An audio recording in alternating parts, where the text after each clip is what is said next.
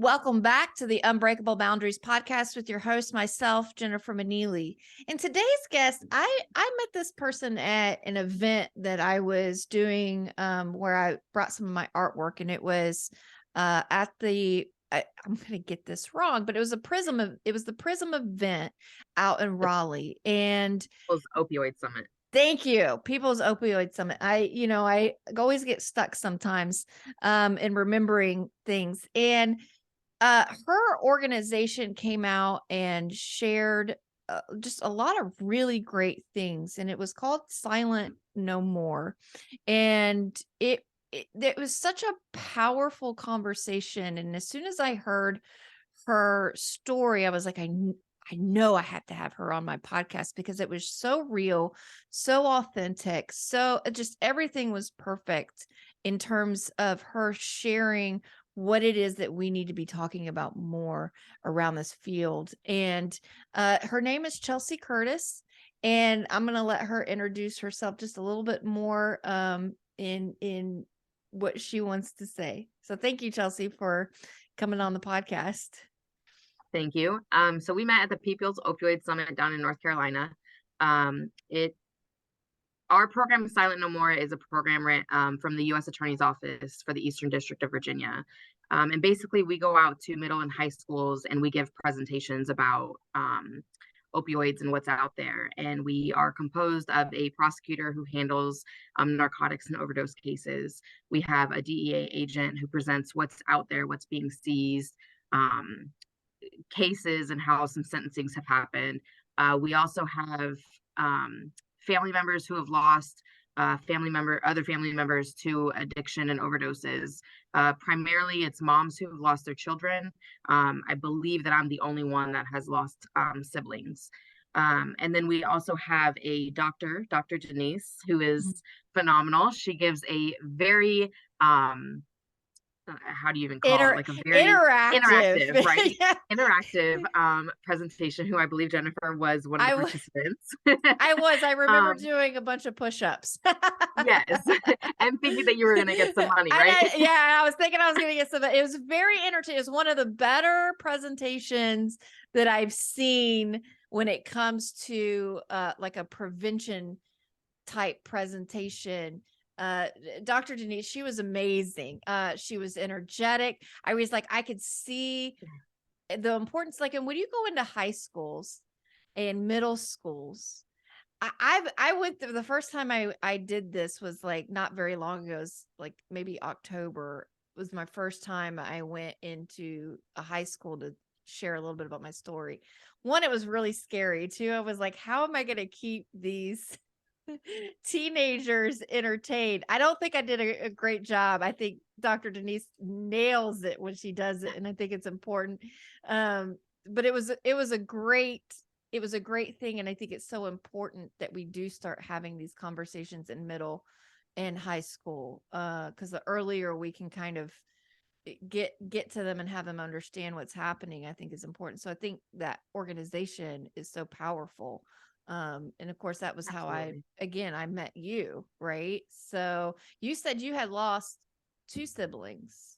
Correct. I've lost, so I have 5 brothers, and the 2 oldest are twins, Scott and Stephen. And Stephen passed from a heroin overdose in 2009, August 4th, 2009. And Scott passed from a fentanyl and isotonitrazene, which is a newer drug hitting the market, on August 22nd of this year.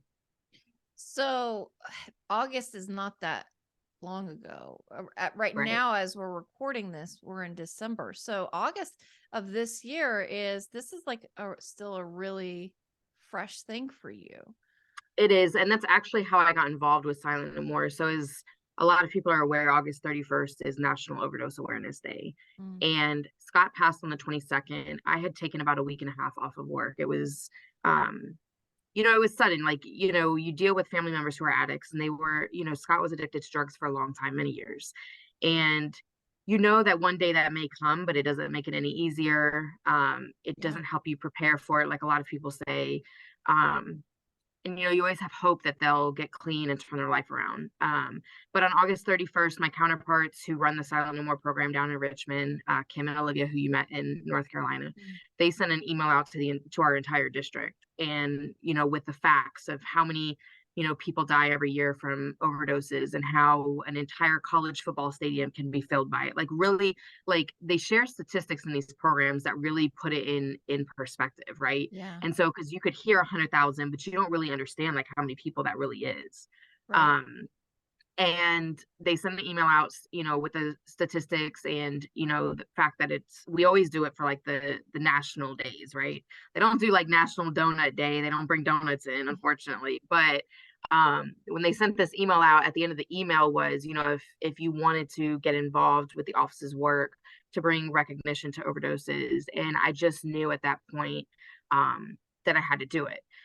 It was like, I think 9 days after Scott had passed. I wasn't even back at work yet. I had my laptop at home. We have the option to telework, and I saw the email and I contacted her right away. And I was like, look, wherever I can fit in, I'm not an attorney, I didn't go to law school, but this has affected my life in significant ways. Wherever I can fit in, like, I'm happy to help, happy to serve. And so that's where it all kind of began. And the People's Opioid Summit down in North Carolina was actually my first speaking engagement, and I was terrified. I remember the night before they got to the hotel and they were saying, like, have you thought about what you're going to say? And I'm like, no, like, I haven't prepared anything. I haven't practiced. But then, like, they reminded me, Olivia reminded me, I think it was, like, you live this, right? There's nothing you can prepare for. Like, you lived it, you experienced it, and nobody can tell it better than you. And I just went with that. And so the next morning, I remember we met downstairs. It was like 7 o'clock to get breakfast, and I had my 2-year-old with me, and his dad. And I had no clue what I was going to say. And I remember Corey asking me, like, babe, have you thought about it? Are you ready? And I was like, not really, but and then when I got up there though to talk, thankfully the pictures of Scott and Steven were behind me, so I didn't have Yeah. to, like, see the pictures, because I probably wouldn't have been able to do it. But after this, I knew that after the song finished, which is the start of our program, that I was up after that concluded. And I was just like, I remember the song getting to the end, and I was like, oh my gosh, I have to take the mic now. And so I got up there. I had no clue, like, what was I going to say for my first sentence? Oftentimes, like, that first sentence, right, is the hardest thing to say, because how do you lead into what you want to say? How are you going to be effective? And so I had no idea. But then when I got up there, like, it just came out. But yeah, that's how it all kind of And started. it was your story, so it's not like you have to come up with something. It's like whenever we share from the heart, and I think that's what really attracted, whenever we're just sharing from the heart, what comes out is what needs to come out in that moment. Right.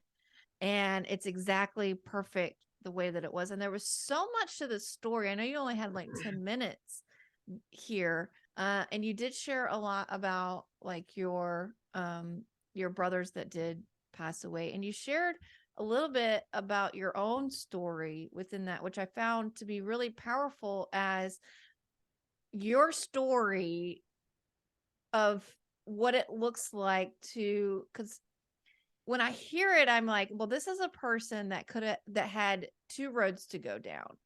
The Mhm. road of self-destruction, or the road of I guess what I would call like rising up to the challenges. Right. And you made some probably very difficult choices to rise up more to the challenges of what you were presented in your life. So I would love to hear a little bit about your own like upbringing and story Yeah, in sure. that. So I don't know if I always rose up to those challenges. I was, well, I'll get to that in a minute. So, growing up, we had a great life. I was in gymnastics. My brothers, my next oldest brother, Cody, he played football. I mean, like, we had a good life. We had a nice Mm-hmm. pool, nice house, lots of woods. I'm the only girl, so we would take an old mattress out in the middle of the woods, and that was our trampoline, right? Because we didn't have the money for a real trampoline. So we had, a relatively good upbringing. My birth mother, Tracy, was married to the twins' dad. So me and the twins do have different moms. But she was married to their dad, Rick. And, Rick was the best dad I could have ever asked for. He came in my life when I was 8 months old, and that was the only dad that I knew. Mm, Um, when I was 8, we had a neighbor, and we used to always do stuff with this neighbor. He lived at the end of the street. His name was Walter. Um, and one day he was like, "Hey, do you want to go fishing?" And so me and a few other kids from the neighborhood, we went. We had this canal back in the back of our neighborhood, and there wasn't many houses in our neighborhood. Like, it wasn't, as congested as neighborhoods are nowadays. And so we went fishing, and after a couple hours, I'm very fair skinned, as you can see, mm, so he said that I was starting to get a sunburn and that he would take me home. And I had rode my bike down there because we were just, neighborhood kids, we ride our bikes yeah. everywhere. So I was like, no, I can ride my bike home. And he was like, no, I said, I'll take you home. And so he ended up actually picking me up and throwing me into his vehicle and then locking the door so I couldn't get out. And he had already put the child locks on the doors, and he threw my bike in the trunk. And he's driving away, and I remember, like, I was like really scared, right? Because yeah, I know this guy, but like, I just got thrown into a vehicle, and like, my parents have never been abusive to me at this point. And so he was driving around the back roads and kept going around in circles. And the canal was maybe a 2-minute drive to my house. And then eventually he was like, "Do you want to drive?" And so I'm like, "Do I want to drive? Like, I'm 8 years old. Of course I want to drive." So I got on Right. his lap and, was driving around, and I would turn to go to my house, and he would take his hand and fix the steering wheel to make me keep going around. Well, he ended up molesting me. And this went on for probably about 30 or 45 minutes. Then finally, I don't know what happened, but he decided, okay, well, it's time to take her to her house. So we went home, and I remember getting out, and I was holding back tears. He had told me that if I told my parents, he would kill my entire family. And I believed him, right? Because Well, I you're can't think of 8. anything, Yeah. right? And I Like, can't think of anything but this monster that just did this to me. And I have this flood of emotions, and it's crazy to me how vivid it still feels.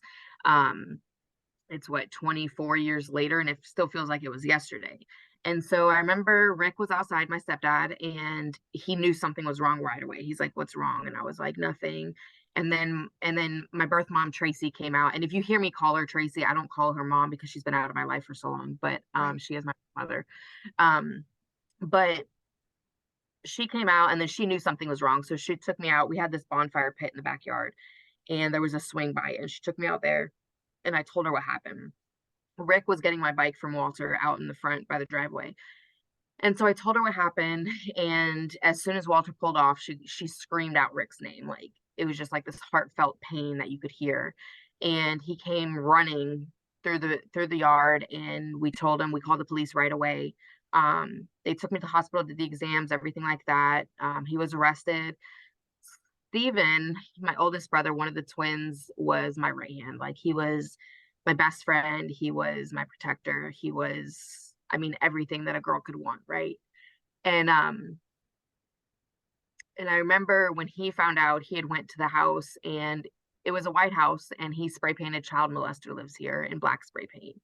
And Walter's house, the side that he spray painted, faced the main road. So anybody who came anywhere near our house or was just driving through would see this. Um, and then later that night, him and Scott would get into they were mischievous. Mm, So and they were twins, so they did everything together, and they tried to set his house on fire also. Thankfully they were unsuccessful, but um so then we went through the court process and everything. And I remember after I had to testify in the judge's chambers, and I remember coming out of the courtroom, and the first person I saw was Steven. Um, and then Rick was beside him. And I remember Steven just kneeling down with his arms open, and I ran right into him. I didn't go to my mom, I didn't go to my dad. I went to Steven. And so that was really the turning point, I think, for when I started noticing like everything going wrong. I remember um Scott and Steven like noticing that they were smoking marijuana. mm, We had this big red barn on the side of our house, and I remember Rick would go out there all the time, and the twins would go out there, and they would smoke this stuff that, to me, I mean, it smelled great, right? It was a very unique smell. So that's how I first noticed them started doing it. And then I started noticing Tracy. I didn't know at the time, but looking back, and once I started learning what everything was, that's where I started noticing her drinking more and taking pills, and she would just be out of it. She ran an assisted living facility inside our home, so we had patients that lived with us. Um, and that allowed her to be home with us more and stuff. So that was kind of the turning point. And the next couple years were just really rough. They were abusive to each other. Scott and Steven were in and out of the house. They were 12 years older than me, so they were adults at this point. But they would come and stay with us sometimes, and be in family events and family photos and stuff like that. But they didn't live with us constantly. Right. So Um, I have a question real yeah, quick because I want to ask this before we keep going. So you say that kind of this time because at first it's like, okay, I live in a good home, I live stable, all of this stuff, something happens, and now there's a turning point. When you look back on it, because an 8-year-old, like in an 8-year-old brain, right? Like this is just norm. Like a lot right. of these things are just norms. So my question, I think, to you is, when you look even back further, was it the turning point, or was it the turning point in which you just started noticing?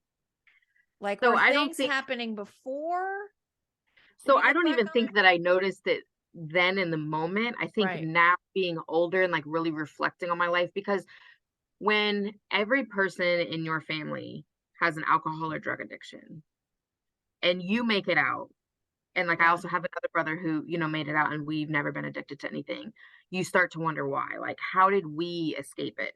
Right. Why didn't we follow the same path? And so you start reflecting on everything that happened. And so now looking back, I see that as kind of where the chains became broken. Right. Then when I was 8 or when I was 10 or 11 or 12 or going through my teenage years, I never really reflected on it, right? Well, Because and I'm just trying to make it day by day, right? it was just norm. It Right. So wasn't before then, Tracy, I've heard stories that like she used drugs, before I was born, before my older brother was born. So it could have been, and I just never noticed it. right. But after the sexual abuse happened, that's when it was like now I can really notice that that's really where things started going south. Rick and Tracy started becoming abusive towards each other. Mm. They separated. So witnessing, them fighting and arguing and like in the moment, you're just like, oh, they're just having an argument, or oh, they're getting into a fight. Like you think that that's normal, right? Until you get older and you realize like that's not a healthy situation. That's not what's supposed to happen. Um, and so they had separated in, I think it was around 2000 maybe. So I was 10 when they officially like they they began dating other Right. people. And So it's kind of like all of a sudden your stable home, or what used to be a stable home, started kind of becoming a little less stable. Is that, absolutely. yeah. Yep. And then so Rick had moved out and he got his own place and Tracy began dating another guy. Um and so fast forward to 2001, we went to Orlando to visit. The twins were living in Orlando at this point, and we went to visit that Stephen at his apartment. And um we knew, like I knew at this point that something like I didn't know that they were using drugs, but I knew that sometimes when I saw my brothers, like they were just acting a little different, or something was altering the way that they were acting. I don't think that I knew really about drugs at that point. So we went to Steven's apartment. Tracy's boyfriend had went with us. It was supposed to be like an Orlando vacation, and Tracy and I were alone at Steven's apartment. I don't remember where he went. I don't know if he went to see a friend or went to work or what, but Tracy and I were alone. And I remember being in the living room watching TV. I don't know, it was some cartoon that was on like Ren and Stimpy or something back in the day, right? And and I had called out to her because I was hungry and she didn't respond. And so I was like, oh, maybe she's in the bathroom. So I remember waiting a little bit, and then when the next commercial break came on and she still didn't respond to me, I went to look for her, and she was laid out on her back on Steven's bed. Um, her arms were stretched out, and she had a prick in her right hand on the ring finger. And it was really like bizarre. But she had like blood coming out from right there, and her face was turning blue, and she was foaming at the mouth. Mm. Um, I was 11. I had no clue. Like, they always teach you What? call Yeah. 911, But in the Yeah, what are moment, you like, you're doing? not thinking, well, what was I trained or what was I taught to do? So I called her boyfriend first and I was like, hey, mom's not like answering me. Her skin is turning blue. And he was like, you need to hang up and call 911. So I did. The medics came, they were able to revive her, took her to the hospital. Um, at this, my brothers had come to the hospital and then they released her. And that night she overdosed again. Um, and that was on February 25th of 2001. Um, and it was either February 25th or like 2 weeks before, but anyways, it was sometime in February. And then we grew up in Northport, Florida. And so we go back to Northport a few days later. And I would say maybe 2 or 3 weeks later, DCF was at our door to take us away. And I'll never forget my first caseworker who came and removed us. Her name was Samantha Erickson. I still keep in contact with her to this day. And she, to me, is like an angel on earth, right? Because had it not Yeah. been for her, I don't know that I'd be speaking with you on this podcast. Well, yeah, because and so I just want to point just a couple of things out because this is something that's like really frustrating, right? So you have this person that has young kids who just overdosed in front of their daughter, right? Daughter's 11 years old, has to call 911, bring her back to life, in take her to the hospital, and then release her on the same day. Is Right. that and then That is and exactly then how it happened. and then she overdoses again Within the and same 24 hours. within the same 24 hours, and it took and I'm so glad that you had your angel, and it took 2 to 3 weeks for I someone think so. I could be it off on that right. So, timing because yeah. it did. I remember going home and I remember like I just remember it was just very different in the house, right? Like Right. I didn't feel like I could go talk to her. I didn't feel like I could count on her for anything. I had my best friend since I was 3 years old lived right around the corner. And I remember spending a lot of time. Her name's Ariel. I remember spending a lot of time at her house. And her mom also was another angel on earth.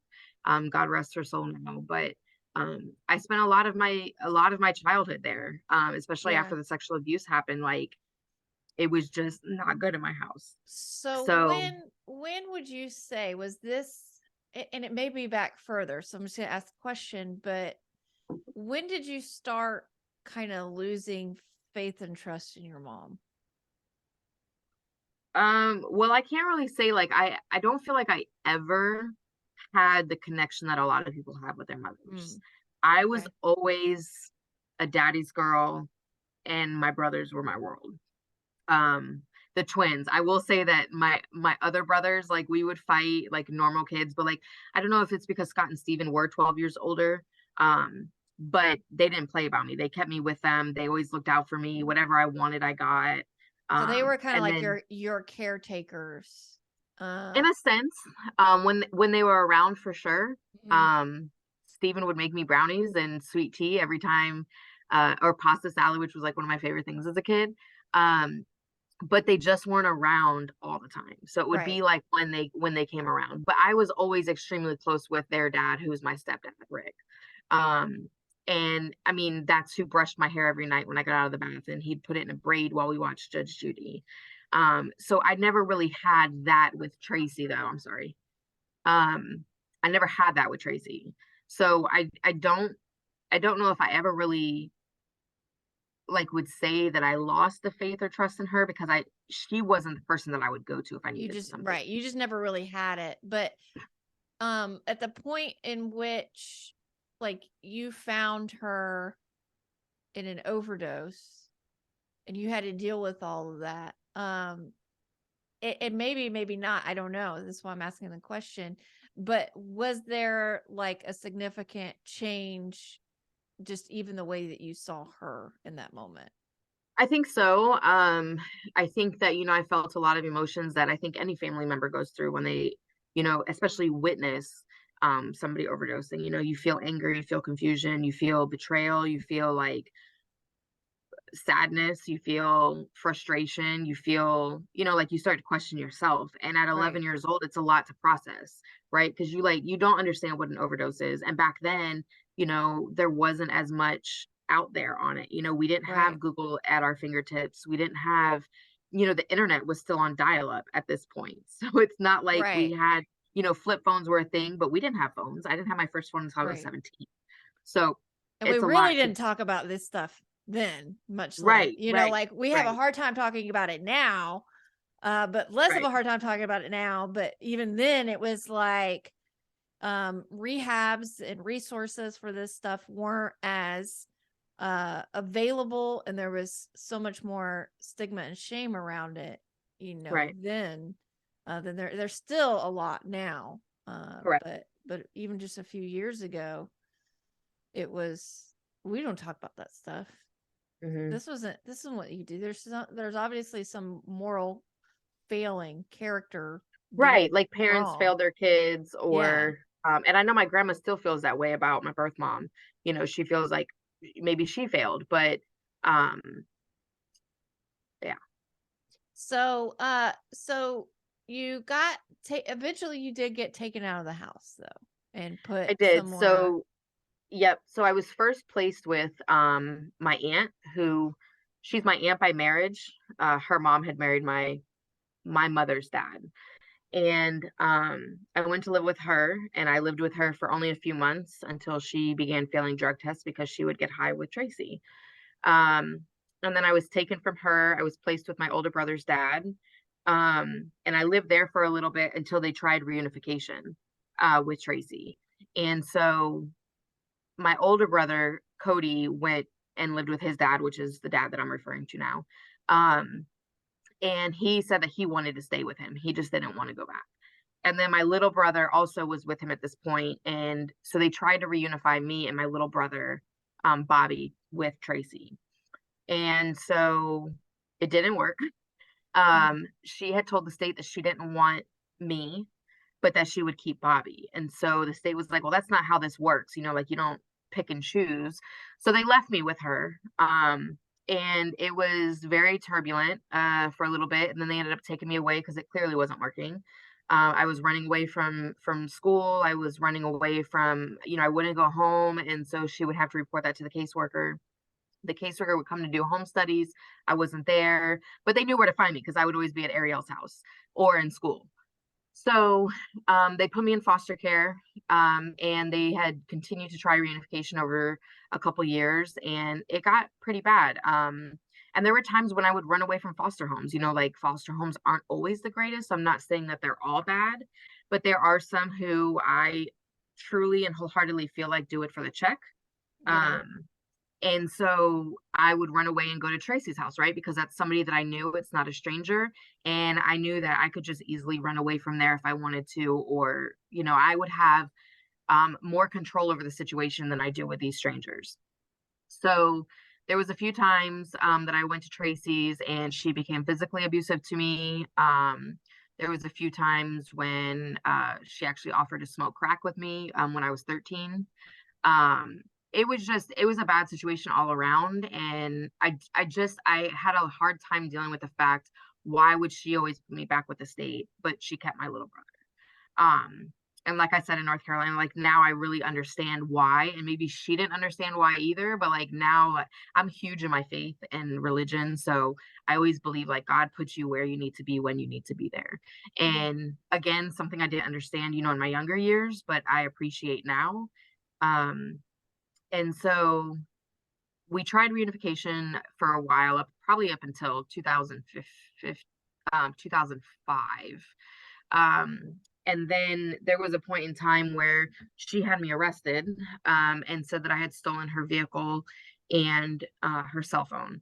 So the cops, and I was driving it, but I was driving it to pick her up from a bar at night, and I took too long, and I guess her dealer was waiting on her. And so she called the cops, and I was arrested. Actually, I think that was when I was 13. Um, and because I was technically a ward of uh, the state picked up the charges, even though Tracy had went the next day and said, "Look, I've completely made up this story. Um, it's not true. Like, I don't want to press charges." Because I was a ward of the state had picked them up. And so I ended up pleading out. I pled no contest to one charge and they dismissed the other one. And so I was on juvenile probation. So I was in and out of juvenile detention halls because, again, with these foster homes, I would run away. Um, I remember one in particular, they had like 26 horses, 10 goats, 10 cats, which I'm highly allergic to cats, 5 dogs, 2 potbelly pigs. Like it was insane. Like, and they would feed their dogs in the same dishes they gave us, right? So I'm like, I'm not staying here. So I would call up a friend and be like, hey, come pick me up. And so, every time I would run away, that was a probation violation. And so I was in and out of juvenile detention facilities, and I was always told that I would never amount to anything, and I would probably end up just like Tracy, hooked on drugs, a young mom, multiple baby daddies. Um, in my life, I would just never amount to anything. And so, yeah, whatever, you go with the, okay, you don't know me. So I keep running away. Finally in 2000, I think it was December of 2005, we were able to locate. So earlier in 2005, I had to take a DNA test with a man who they thought was my biological dad. And so in December of 2005, we found out he was my dad. He came to meet me. The first time we ever met, I was in a juvenile detention center, and they took me to the kitchen or the dining area, and that's where I met my real dad, John, for the first time. And then upon my release, him and his wife, Kate, who also is another angel on earth, they came and picked me up, and there was no more foster care for me. So I went to live with him. And I think that is a turning point for my life at that point. Right. Well, so before I have a question. How many, you said there was no more foster. It sounds like you ran away quite often. How many foster places did you end up going into? Well, so that's a complicated question because I stopped counting after like 25. 25. You stopped counting after 25 different placements. Yes, and I was in multiple counties. I was in youth shelters. I was in group homes. Um, I was actually in one group home where I got jumped in my sleep, and then they tried to make me stay there. So what did I do? I ran away. Um, I was in foster homes, group homes, youth shelters, and it was all over Florida. I mean, they didn't keep me where I grew up and everything I knew. Like, I was in Tampa, I was in Orlando, I was in West Palm Beach, I was in, Fort Myers. Wherever they picked me up from running away, then they would just move me somewhere else. Did you even know half the time where you even were? I was resourceful. It So didn't you take me kind of, long to yeah. figure it out. You're Yeah, like, okay, this is where I am right yeah, now. and I feel like I grew up really fast because I had to, especially after Tracy overdosed. I just felt like I, I had to learn how to take care of myself because I couldn't count on her. And I mean, I don't think it's a secret to anybody that, a young girl can go out and find somebody to take her, pick her up, take her somewhere, and thankfully I was never a victim of like sex trafficking or any of the horrific events you hear about, when people run away from foster care and stuff. But, yeah. Yeah. Okay. So your dad takes you in, and there was no Mhm. more foster care from that point. Correct. And so I was behind on my high school credits because of the running away. Um, but we were able to get all that caught up. I caught up most of my credits while I was in the juvenile detention facility the last time. And so I went to live with John, and he got me in high school. I joined the track team. We went and did bowling together, like things that families should be doing, right? That I never got a chance to do growing up. And so I guess I owe a lot of credit to him and his wife for taking me in because, again, at that point in my life, who knows what road I would have taken had I stayed in foster care. Um, and then I ended up graduating high school in 2007. And then I joined the military in 2008. So you joined the military, and how long did you stay in service? So I only served for 10 months. I got discharged for a knee injury. And then I got out and I was like, okay, what do I do now? Because I don't have that, like me and John, we were, we're close, but we're not close like most kids are with their dads who've grown up with their dads, right? So Right. like he met me when I was 15. I was I was a hellion. I was rude. I was argumentative. I would cuss you out in a heartbeat. I just didn't care, right? And my mom doesn't want me, like I was taken away from my brothers. I was taken away from the only family I knew. I didn't care about losing anybody else. So I was very problematic around those years. And so I ended up, well, before I joined the military, he tried to get me to go to community college. And so I took a couple courses, but then I was like, I'm not following your rules. I'm out of here. And so the military was the best option for me at that point. When I got out of the military, I kind of came home and just, like lived life day to day. Like I didn't really have any plan or anything like enforced. I had my own apartment. Like I wasn't scared to work. That I've always, like I said, I grew up young, so I feel like I'm a little bit of an old soul. Um, and so I lived day to day, but I had no real plan for my life. So then 2009 came, and it was a few months after I got out of the military, and I got the call that Stephen had passed away. Mm. And that Were really you broke. were you at the time, like when you got that call, I know you said when you were younger, you just didn't really kind of know what was happening. You just knew that there was something that was changing the personality. When So I did knew you about the know? drugs. Right. Yeah. So when did you start kind of starting to understand what was really happening? And like maybe on a scale of 1 to 10, how surprised were you when you got that call? Well, as far as being surprised, like I said, even dealing with addicts, most of my life, um, I don't think anything prepares you for getting that call. Yeah. Um, I don't think it's ever something like, and I say it a lot, my little brother and my birth mom, well, my little brother's in recovery now, but my birth mom is still on drugs, right? And so I always say, like, she's gonna kill herself. Like, but I still think that if I were to get the call tomorrow or today, it would be just as surprising as if I Mm-hmm. never knew she did drugs and I got an overdose call. Yeah. Um, I don't think there's anything that really prepares you or lowers that level of surprise. Yeah. Um, I remember being in denial um, for a while about that one.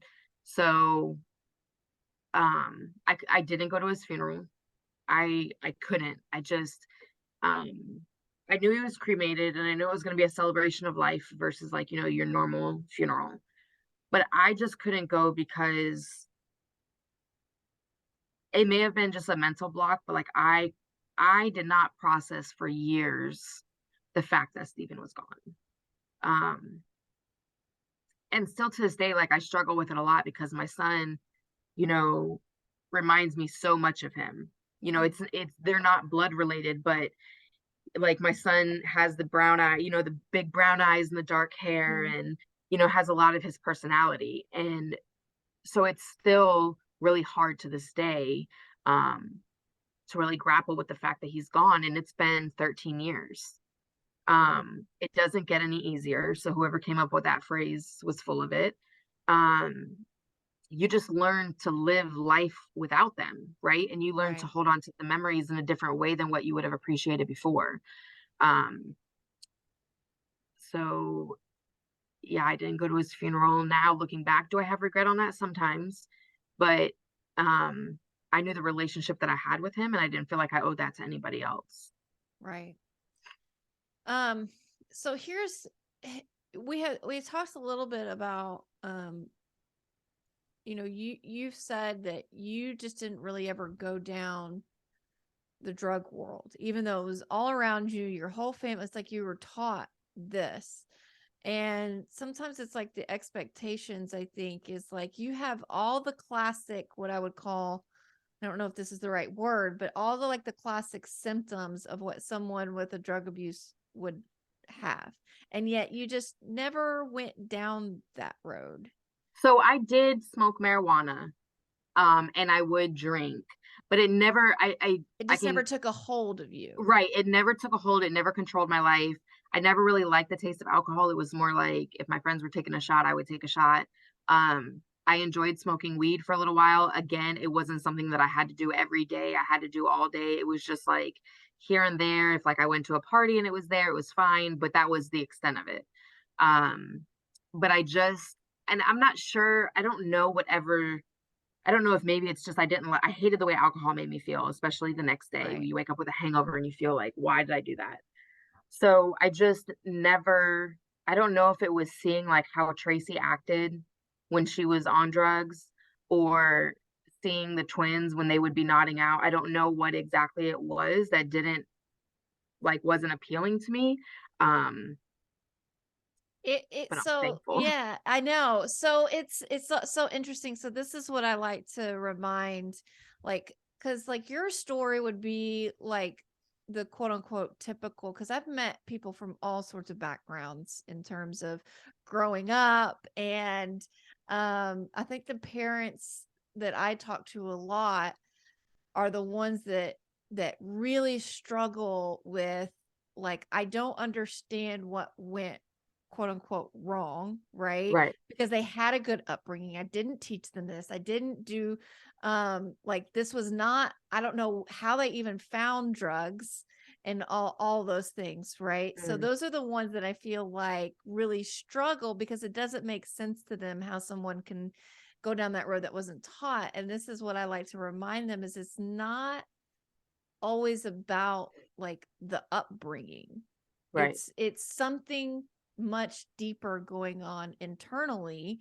It's not even external factors Mhm, that create someone, although it can contribute, like external things can contribute to mhm, the internal world right. that we have going on, but it's not a perfect checklist of what quote unquote went wrong, right? So there's something that just didn't grab a hold of you internally.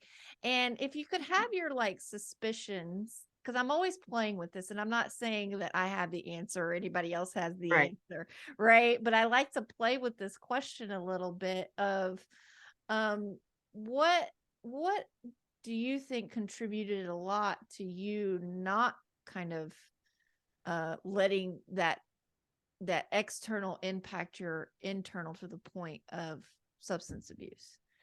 I have no clue. I Perfect really, answer. Yeah. I really don't know. Um, I don't know because I definitely had like the means where I could have easily accessed it. Mhm. Um, I dated the drug dealers. Um, I just never wanted to. I never, and like I said, I don't know if it's because I saw Tracy. I don't know. I wish I had an answer for you, but I literally have the recipe for going down that road. And I'll say the Yeah. grace of God, saved me from it. Um, so I'm not sure. I think that's a perfect answer, because like I've been playing with this question for forever, and I'm like, I still don't know, right? Like I Right. don't know exactly. The only thing that I can kind of grab a hold on to is it's something that happens internally.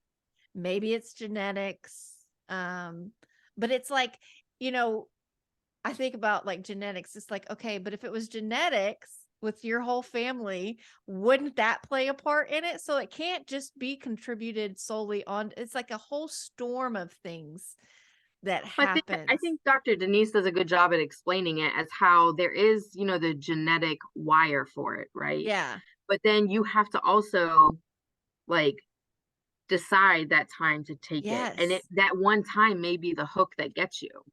Right. Um, I just never got to that one time. Right. Right. So, And I it's like mean, yeah, there may no, have go been ahead. a drug, there may have been a drug out there that you could have Right. potentially tried that would have hooked you. You just never tried that thing, because it was like you never really even wanted to, even though it was around you all the Hmm. time, right? Like all the various different things. You're like, I just don't really want, this isn't. Right. And was it was just more of I don't want to, or was it like I'm scared of what could happen? I don't think I thought about either one of those in the Mm, time. I just don't think it was ever appealing to me. Like, yeah. I didn't need, I've always been like, I know growing up, like I was always like the life of the party. And so I just never felt like I needed anything to alter how I felt. So you were never really trying to, even though, and I find this so interesting, right? So even though you had so much like emotional pain and all of these struggles, it sounds like you just never felt the need to escape from all of that. Is that Right. you're like, I Correct. don't need to go hide from this is just what happened. It was painful. This is what I feel about it. I don't feel like I need to hide from it. Is that accurate? I think so. I think that that's a fair statement. Yeah. And I think it's so, because it's like, again, most of us who go through something like that would probably not want to feel the things that we would feel through that. Like, and I don't want to, harp on this, but it's like having a mom. I can't imagine what it would do to me to have a mom that would keep one of the kids and not the other for whatever Right. reason that she had, right? Our little kid brains are going to take that Right. in as maybe she had valid reasons. Maybe she was just like, I'm just not a good enough mother for I think whatever she just reason knew it how much was. of a superstar I was, and Right. she couldn't live There up to you that go. expectation. She's like, you know what? I cannot deal with my daughter who is too freaking awesome. I cannot have the awesomeness in my house. Right. See, that's a great way I like to of think putting that's it. what it Yeah. was. Yeah. Yeah. And you know what? That's probably something along those lines. But I just like to play with that kind of I guess questionings or thoughts of experimenting, because I think um we have sometimes, I think in society we have an assumption of what an addict's upbringing must have been like. Right. And um what I have come to find for myself and what I hear and what I like to bring to this is that it's not as clear or as clear cut as sometimes people make it out. This is a complicated Right. And I uh think that, a lot of times when you're addressing addiction or those who are going through, the substance use disorder, um, they're always referred to as those people. Like, "Oh, that'll never yeah, be me. I'll never," and you can't say that, right? And right. so one thing about addiction is it does not discriminate. It doesn't It you could have doesn't. had a perfect $1 million, upbringing, millionaire, billionaire upbringing. You could have, been raised in the slumps and had a bad Hmm. upbringing and not fallen down that road or went down that road. You could be white, black, you could be Hispanic, you could be, tall, short, fat, skinny, like it does not discriminate no matter what social background you come from, no matter like what, you know, class of society you come, it just does not discriminate at all. Right. And this is what I remind, the parents that I talk, because I talk to a lot more of the parents that lean on, but they had such a great upbringing. I don't Right. understand, right? Like, and I have to come back to them often and remind them that this is not a parenting problem. Right.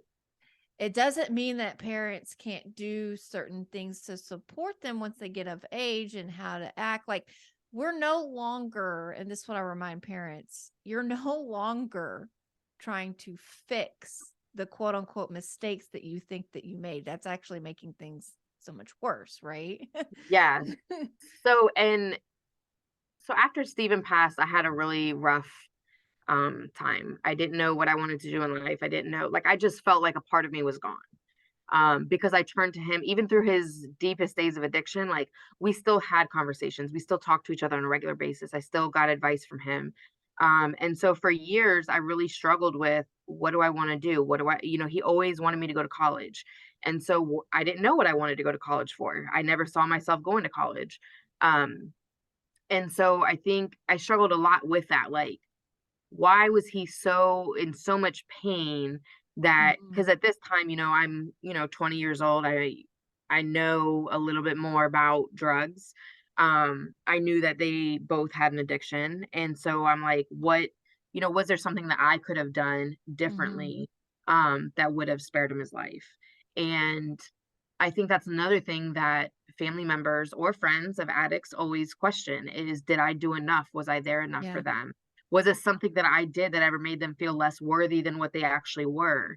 Right. Um, What if I were had there other done this? opportunities? Yeah. Right, right. And you struggle with that. Like Steven's been gone 13 years, right? And I still struggle with that. Like I'm like, what could I have done to save his life? And the answer is nothing, Right. right? And you're always told, like people always tell you, like, when you're dealing with an addict, eventually for so long you're enabling them. Right. And so you need to draw that line and cut them off, cut all their resources off, blah, blah, blah, blah, and love them where they're at, right?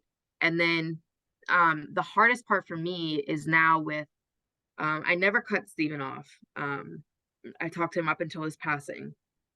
But Scott, earlier this year, we had gotten into an argument because he was getting high with our younger brother. And it's no secret, like my little brother Bobby has been addicted to drugs since he was like 14. Wow. Yeah. He's So now he did 30. take that road. He did take that road. And so I got really, really pissed at Scott because, he was hanging out with Bobby and his friends and getting high with them. And, I wanted more not only for Scott, but for Bobby also. And so, but back up a little bit, in 2019, Bobby and Scott have the same dad. Bobby and the twins have the same dad, but they have different moms. Bobby has my mom. So, um, Rick passed away and he died from cirrhosis of the liver secondary to his alcohol Mm. addiction. And he would put vodka in water bottles to try to hide it from us. Um, and so that was a huge blow. And when that happened, I just kept telling myself, Bobby's going to kill himself. And so by the grace of God, he did not.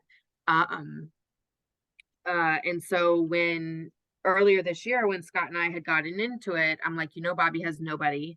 Tracy's still strung out. And so that's not a good role model. I had moved up to Maryland 4 years ago, 4.5 years ago now. And so I wasn't there. And our older brother Cody had joined the military.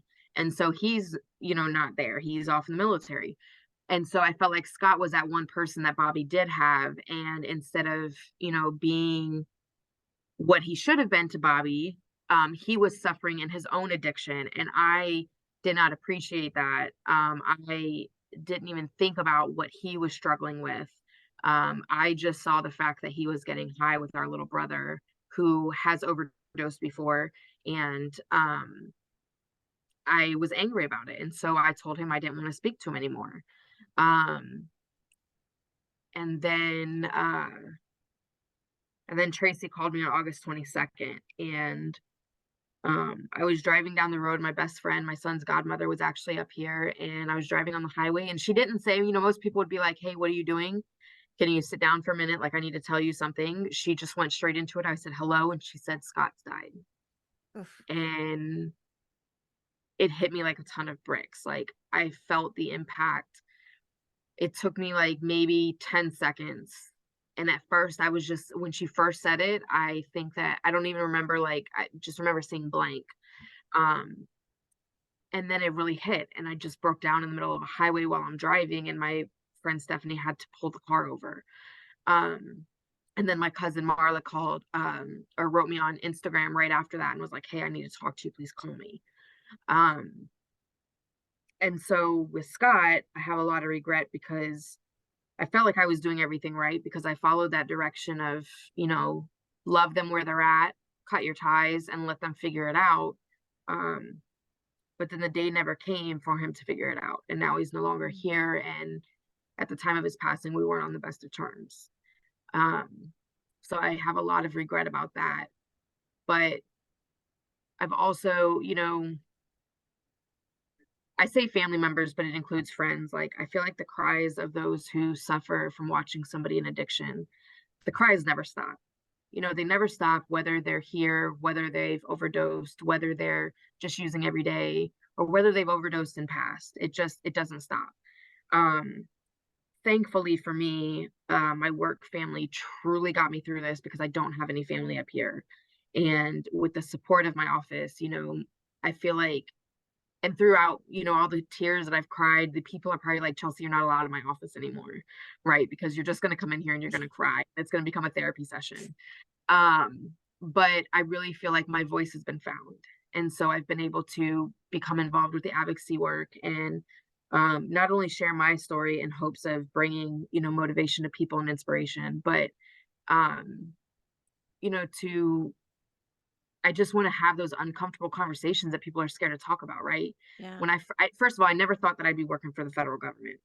I never thought that I'd be working for, working with the DEA and FBI every day, because I was always the kid who wasn't going to make it. I was always the kid that would end up having kids young dropping out of high school. I graduated high school a year early. I got my associate's degree. I was the first in my family to hold any kind of college degree. And then on the twins' birthday, this year, November 6th, was my last day of my undergrad degree. And so I finished my bachelor's degree, cum laude. Um, and really, I was really struggling after Scott passed, and I wanted to quit school so bad. But Stephen always pushed the fact that they never went to college and that they wanted to make sure that we went to college. And so I use that. And you have two choices in life, right? So when you go through something, you can either sit and dwell on it, which is often the easiest thing to do, right? Or you can really like reflect on it and really use that as like a purpose pusher, right? And so Right. for me, that's what I chose to do with it. And so when I wanted to quit school, I literally had a picture of Scott and Steven at my desk. I have it on my background of my work computer. And anytime, and then I have my son's picture right here. Oh, you can't see it because There right you go. here. Somewhere. Hold it right in front of your face. There you Okay. go. Um, Oh. and so, like you have a choice to either see the negative or the positive. And sometimes like when you're going through the grit of things, it's easier to just avoid things or not talk about things. And when I first started this job, I've been here for 3.5 years. And I've had the privilege of working with some of the best, not even best attorneys I've ever known, but like truly the most compassionate people. And I'm so grateful for my work family and EDVA. And I don't even know where I was going with this. I just lost my whole train of thought. Well, here's one of the questions that I want to bring in because it's for all intents and purposes. I'm just say it like this: is that it sounds like at some point you made a decision to um get your shit together, for a lack of better Right. terms Right. at the moment. Get your shit together and do something with your life to the point where you are working in the government and you're doing so many amazing things and you're working with so many interesting people that are in this field. Some of them that have been touched or on the legal side of just like how can we um I guess maybe better support a system that was never designed, because this is a lot of times we talk about quote unquote the broken system, right? I look at it as we're working within a system that wasn't designed to do what we're asking it to do. And Right. so there's some holes that we need to start looking at maybe filling. And it sounds like your office and like some of the organizations are starting to look at the system and go, how can we design a system that better supports what we need and what we're asking it to do, not necessarily that it's quote unquote a broken system. Right. Just Because you could say it's broken on many levels, but now I remember my thought that I was in. yeah, So when I there first you started working go. here almost 4 years ago, I never in a million years probably would have disclosed the information about my family. Right. Mhm. Because as I was telling you earlier, I'm working with like these great attorneys, right? That went to like Harvard and Mhm. Yale and like, other law schools also, but like they're going to like these Ivy League schools. They come from like Yeah. these super strong foundational of families. And so you don't want to be that one that's like, oh, well, I'm a loner, everybody in my family, everyone in my bloodline, suffers from addiction or depression, because it can be depressing because for so long they're labeled as those people, right? But now I cannot tell you how many times like I've shared my story just one-on-one with people, Mhm. and they either break down and start crying with me, and for one of many reasons. It could be they tell me like, "Oh, your story's so inspirational, you're so courageous, you're so brave." Okay, got it. They could also disclose the fact that they themselves have experienced somebody, suffering from substance use disorder Mhm. or lost somebody to addiction. Um, they themselves may have at one point suffered from addiction and overcome it. So it's like sometimes we don't want to have these conversations because we fear what others may think of us. Yeah. Right. And so that's a big thing of people like in life. I don't care what nobody says, you care what other people think about you. And so a lot of times we don't want to have those conversations, but that's what I want to do. I want to have those conversations. I Mm-hmm. want that foster kid in the audience to be like, it's not that my family doesn't want me, it's that I'm destined for more. Yeah. I want to serve as a liaison for those who are no longer here with us to continue sharing their stories. Just recently, I guess about 3 weeks ago now, I was afforded the opportunity to go to the DEA's Family Summit in DC, and I got to meet the administrator and the deputy administrator of the DEA. I got to sit and have a talk, like a 20-minute conversation with the Attorney General for the United States. And I got to present my story in front of people, and every day I just remind myself, working overdose cases is hard on anybody, but when Mm-hmm. you've lost somebody this close to you, um, when I see some of the pictures from the scenes, I can't help but to think, was my brother found in this position? Were these measures taken on my brother? Is this what he looked like with the IO needle in his leg? Like there's things that you just, and it's self-torture, it is, but Yeah. as humans, that's what we do, right? But a bigger part of me finds so much more purpose in my work, and it just makes me continuously think about where can I step in to try to implement change.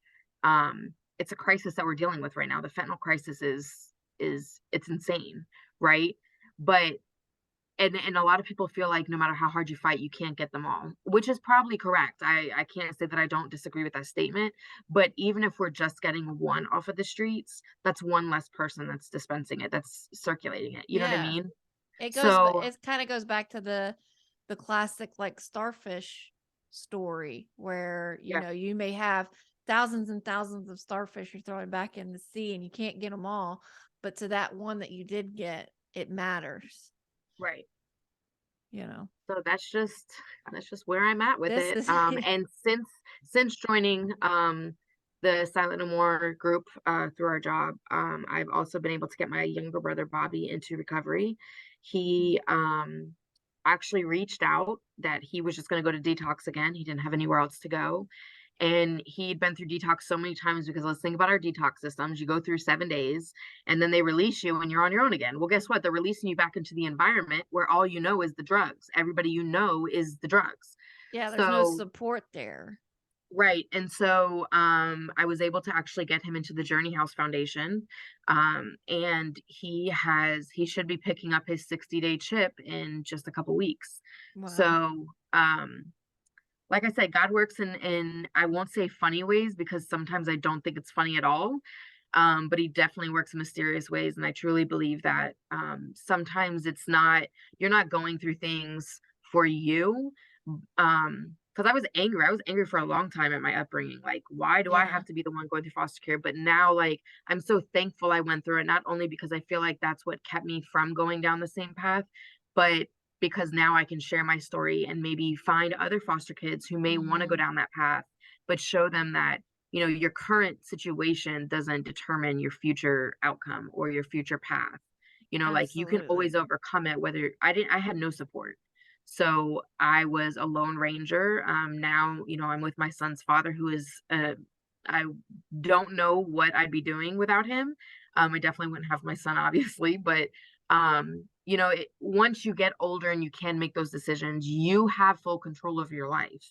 And the decisions that you make today, you may not think, may matter tomorrow, but they do. And Oh the yeah. decisions that other people make for you can suck today, but then tomorrow can be, your saving grace that you didn't realize. So Yeah.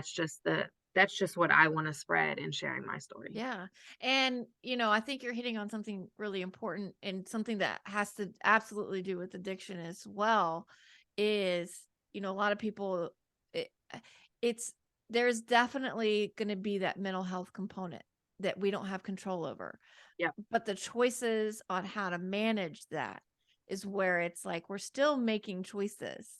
We're Hmm. still, we don't have to live this way. It doesn't mean that we can just stop and think everything's going to be better. But there are things that we can do to Hmm. make and help us work through some different decisions. and deal with our mental health in a way that's actually mentally healthy.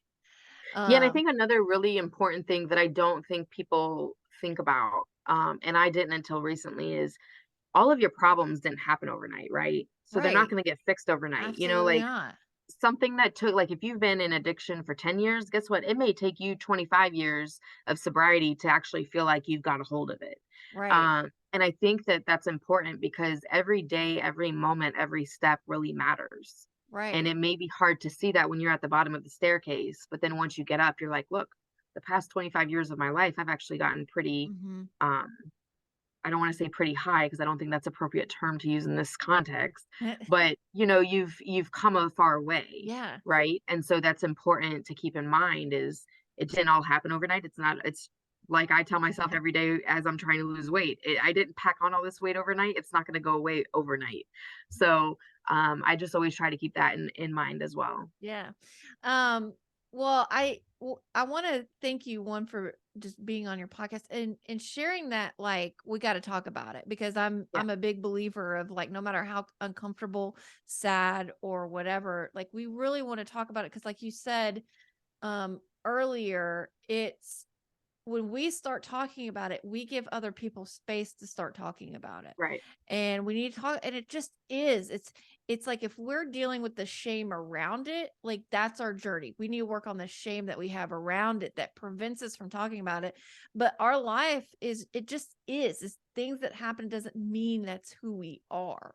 Right. Right? And who we are is what we get to decide who we are and how much we're worth is what we get to decide of how much we're worth and all of those things. So I want to thank you. One last question before we wrap up is for those families out there, what would be like the one thing that you would tell the families listening? Just anything. I know that's a really broad question, but what would you want the families out there to know? Just keep loving your family. If Mm, they're even if they're in addiction, just love them because love they that. may not be here tomorrow. Mm. That is so just powerful. And what a great message of just keep loving them.